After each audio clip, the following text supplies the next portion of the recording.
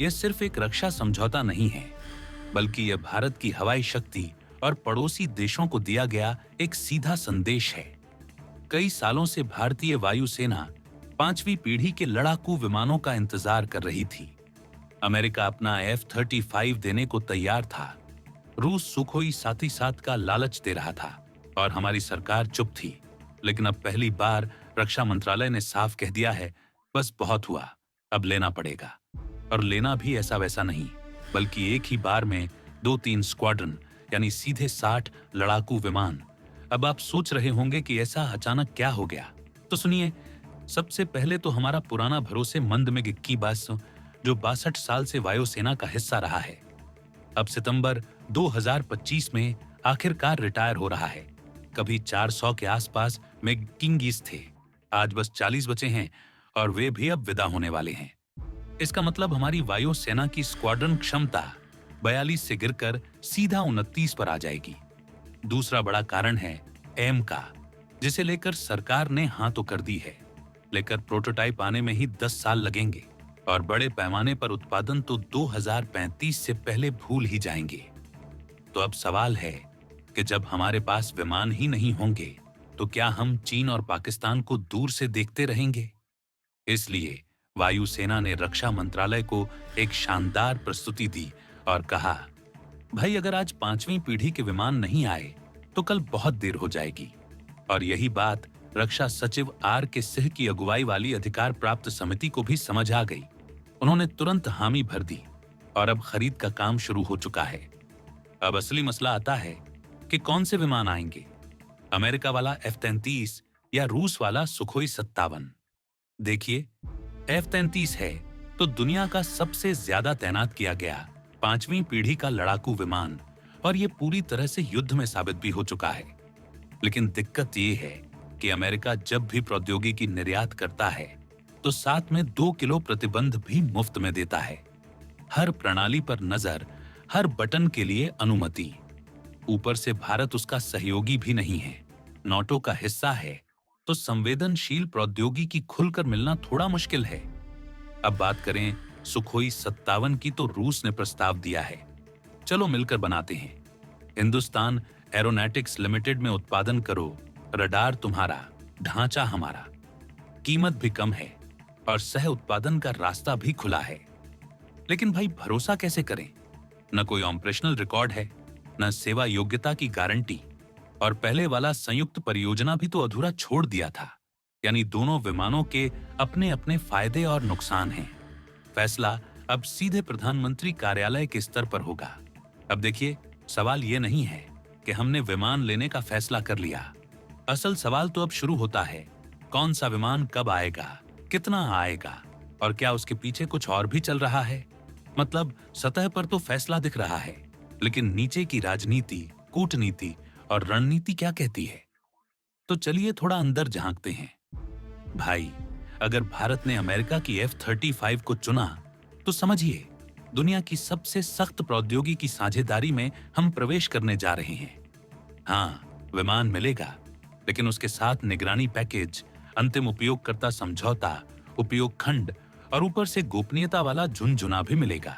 यानी विमान आपका होगा, लेकिन उड़ान पर अमेरिका की नजर होगी। तो सवाल उठता है, क्या भारत इतना कड़ा ढांचा पसंद करेगा? दूसरी तरफ रूस के सुखोई 57 के साथ समस्या ये है कि इसका भविष्य थोड़ा धुंधला है। ये युद्ध में परखा हुआ नहीं है। पुर्जों की आपूर्ति रूस यूक्रेन युद्ध के बीच में खुद अस्थिर है, और हिंदुस्तान एरोनॉटिक्स लिमिटेड में स्थानीय असेंबली का प्रस्ताव भी है, लेकिन वह भी राजनीतिक संबंधों से चलता है।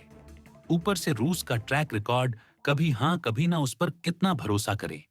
लेकिन भाई, ये सब तो तकनीकी बातें हैं। असली मुद्दा ये है कि भारत आखिर किसे अपना रणनीतिक रक्षा भागीदार मानेगा, क्योंकि लड़ाकू विमान देना सिर्फ समझौता नहीं होता, वह दोस्ती, भरोसे और लंबी अवधि की तकनीकी साझेदारी का भी मामला होता है। अब जरा सोचिए, अगर भारत ने अमेरिका से F-13 लिए, तो उस समझौते के साथ क्या अमेरिका क्वाड को और मजबूत करने की उम्मीद करेगा? क्या चीन इससे ज्यादा भड़क जाएगा? क्या रूस बुरा मानकर A-400 की आपूर्ति पर असर डालेगा?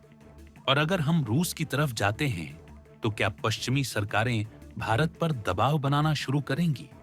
क्या अंतरराष्ट्रीय मुद्रा कोष, विश्व बैंक जैसे मंचों पर गुपचुप असर पड़ेगा? क्योंकि रक्षा समझौता अब सिर्फ रक्षा की बात नहीं होती, वो पूरी विदेश नीति हिला देती है। अब बात करते हैं समय सीमा की भाई। आज तो समझौता तय हुआ है, लेकिन पहला विमान उड़ता कब दिखेगा? F-33 जैसा विमान बनाने में समय लगता है। प्रशिक्षण, बुनियादी ढांचा, टेक्नीशियन, रनवे उन्नयन पूरा खेल है। और सुखोई भी। अगर हिंदुस्तान एरोनॉटिक्स लिमिटेड में बनने जा रहा है तो सेटअप से लेकर उत्पादन तक कम से कम 4 से 5 साल तो पकड़ के चलो। यानी विमान अभी आएंगे नहीं, लेकिन चीन अभी उड़ रहा है। तो ये जो समय का अंतर है, वही भारत के लिए सबसे बड़ा चुनौती बन रहा है। और अब एक और खेल चालू है सोशल मीडिया और रक्षा विश्लेषक लोगों का। यूट्यूब पर देखो, हर कोई बोल रहा है भारत को F-35 लेना चाहिए। ट्विटर पर मिलेंगे सुखोई प्रेमी जो कहेंगे रूस ने हमें तब मदद की थी, अब उसकी बारी है। और कुछ तो बोले जा रहे हैं हम राफेल का ही उन्नयन क्यों ना ले लें। मतलब हर कोई अपनी ब्लूटिक थ्योरी लेके बैठा है। लेकिन हकीकत क्या है भाई? हकीकत यह है कि भारत को तत्काल कमी पूरी करनी है, एमका को भविष्य में लॉन्च करना है और आज की तारीख में किसी एक भागीदार को ऐसा चुनना है जो विमान भी दे, भरोसा भी दे और दबाव न डाले। तो अब कहानी यहां रुकी नहीं है।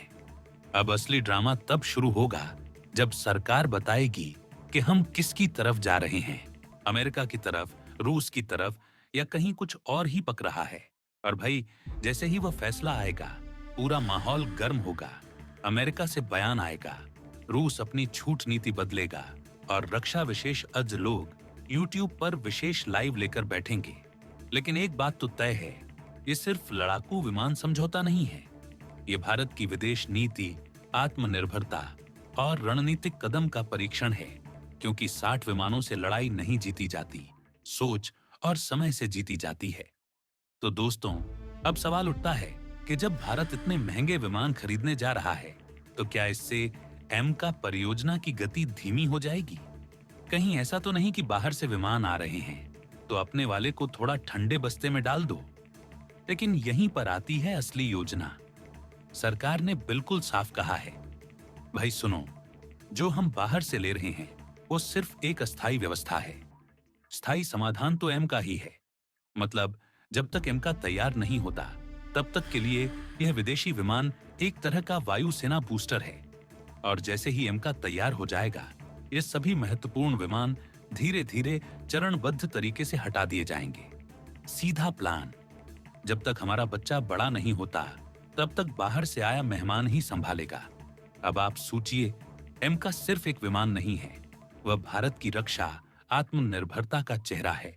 उसका देर होना मतलब सिर्फ तकनीकी देरी नहीं, वह हमारे पूरे रणनीतिक सपने को स्थगित करना है।